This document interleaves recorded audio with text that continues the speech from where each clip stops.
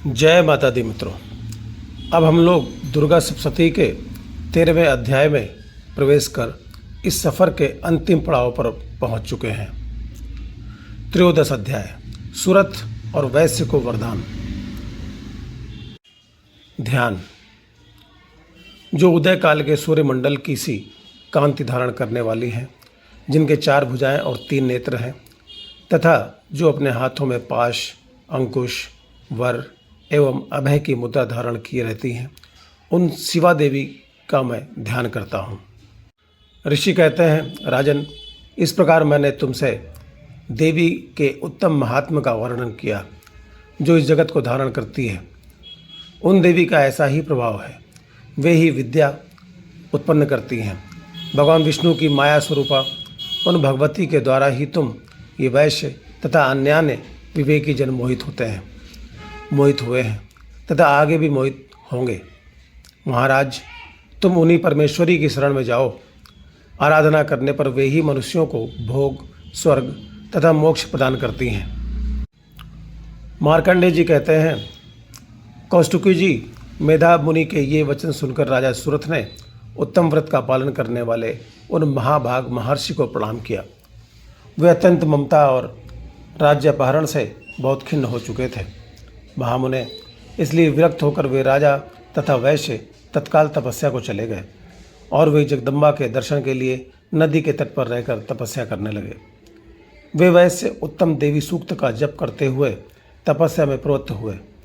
वे दोनों नदी के तट पर देवी की मिट्टी की मूर्ति बनाकर पुष्प, धूप और हवन आदि के द्वारा उनकी आराधना करने लगे। उन्होंने पहले तो आहार को धीरे धीरे कम किया, फिर बिल्कुल निराहार रहकर देवी में ही मन लगाए एकाग्रतापूर्वक उनका चिंतन आरंभ किया। वे दोनों अपने शरीर के रक्त से प्रेक्षित बलि देते हुए लगातार 3 वर्ष तक संयम पूर्वक आराधना करते रहे। इस पर प्रसन्न होकर जगत को धारण करने वाली चंडिका देवी ने प्रत्यक्ष दर्शन देकर कहा।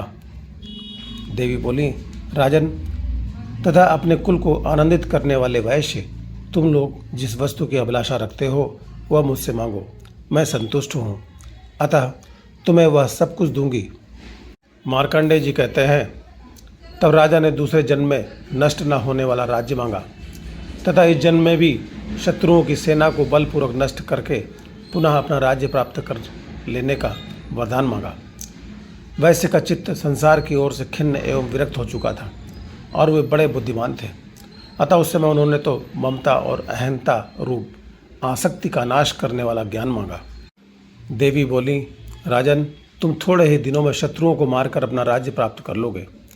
अब वहाँ तुम्हारा राज्य स्थिर रहेगा। फिर मृत्यु के पश्चात तुम भगवान विवस्वान यानी सूर्य के अंश से जन्म ग्रहण करके श्रावण नाम से मनु होगे। वैसे श्रेष्ठ, तुम्हें भी मनोवांछित वरदान प्राप्त हो। तुम मेरे प्रसाद से परम ज्ञान प्राप्त करोगे। मार्कंडेय जी कहते हैं, इस प्रकार उन दोनों को वरदान देकर भगवती चंडिका अपनी इच्छा से तत्काल अंतर्ध्यान हो गई। वैसे समाधि देवी के प्रसाद से ज्ञान प्राप्त कर अपने घर लौट आए। सुरथ भी राज्य प्राप्त कर श्रावण मनु हुए। इति त्रयोदशाध्याय समाप्तः। दुर्गा सप्तशती समाप्त। भक्तों, देवी का महात्म्य बहुत ही सुंदर, ममतामयी और शक्ति प्रदान करने वाला है। माँ अपने भक्तों को कभी निराश नहीं करती है। बस एक बात का ध्यान रहे कि माँ की भक्ति में पाखंड और दिखावा नहीं, सच्ची श्रद्धा होनी चाहिए। इसलिए हमेशा माँ भगवती का गुणगान करते रहें, ज्योति से ज्योति जलाते चलें। माँ बहुत दयालु है, बहुत ही जल्दी प्रसन्न हो जाती है। खुश होकर माँ भवानी हम सब पर अपनी कृपा बरसाएंगी और हमारी सभी मनोकामनाएं अवश्य पूरी करेंगी।